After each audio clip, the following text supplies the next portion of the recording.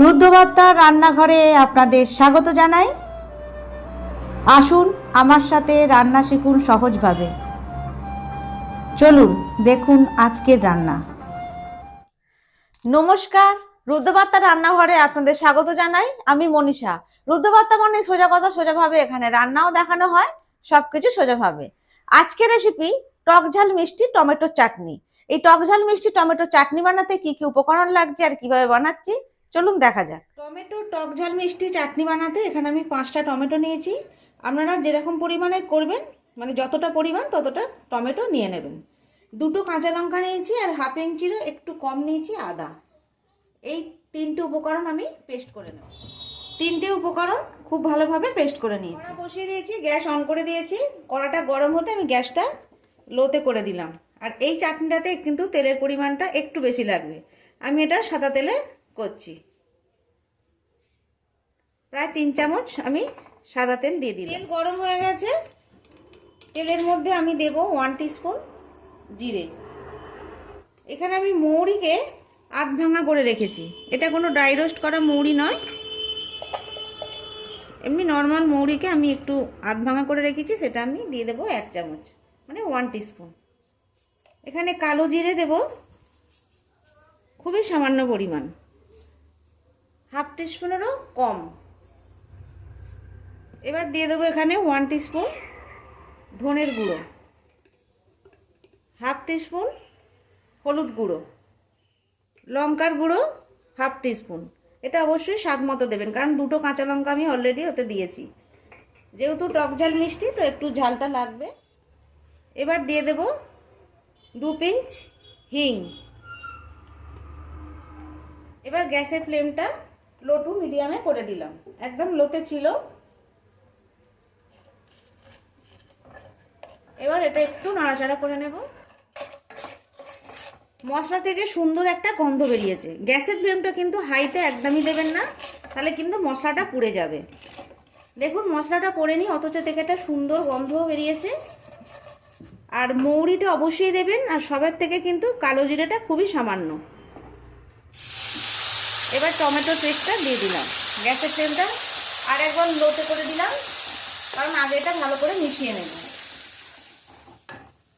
এবার এটা কিন্তু খুব ভালো করে একটু কষিয়ে নেব।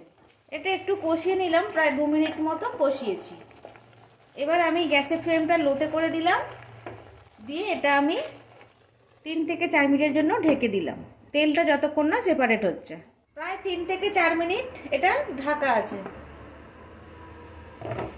দেখুন তেলটা ছাড়তে শুরু করে দিয়েছে।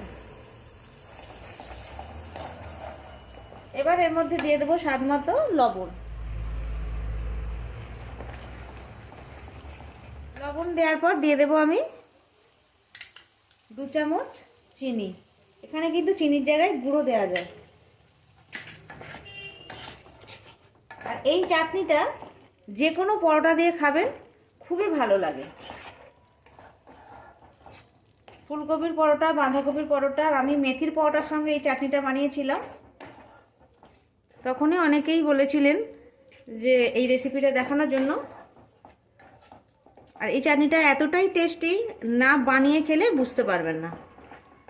এটা কিন্তু এখনও বাকি আছে, এটা আরও কষা হবে। আবারও আমি ঢেকে দেব। 2 মিনিট হয়ে গেছে ঢেকে রেখেছি। দেখুন তেলটা কীরকম সেপারেট হচ্ছে, হয়ে অলরেডি গেছে।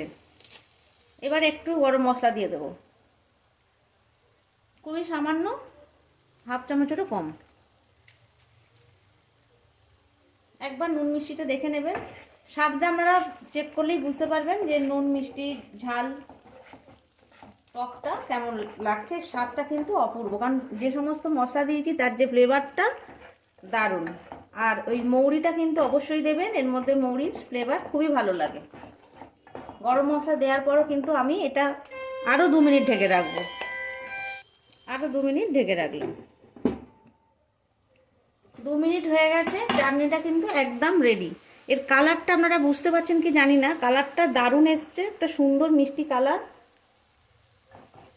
চাটনিটা একদম রেডি হয়ে গেছে। আজকে রেসিপির আবদার ছিল তীর্থ চক্রবর্তী আর রুমা ব্যানার্জি, দুজনের জন্যই কিন্তু আজকে এই রেসিপি দেখানো। অবশ্যই কিন্তু আপনারা বানাবেন, আর অবশ্যই এটা খুবই সুন্দর খেতে। অবশ্যই একবার বানিয়ে কমেন্টস করে জানাবেন। গ্যাস অফ করে দিলাম, চাটনিটা কিন্তু একদম রেডি, আর যে কোনো পরোটার সঙ্গে আবারও বলছি খুবই ভালো লাগবে। তৈরি হয়ে গেল টমেটোর টক ঝাল মিষ্টি চাটনি। রেসিপিটি অনেকেরই আবদার ছিল দেখবার জন্য বা শেখবার জন্য। কেমন লাগলো অবশ্যই কমেন্টস করে জানাবেন, লাইক করবেন।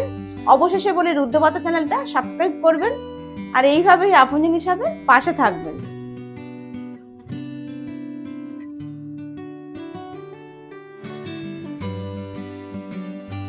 আজকের মতো রান্নাঘর শেষ হলো। প্রতি মঙ্গল, বৃহস্পতি, শনি দেখুন রুদ্রবার্তার রান্নাঘর।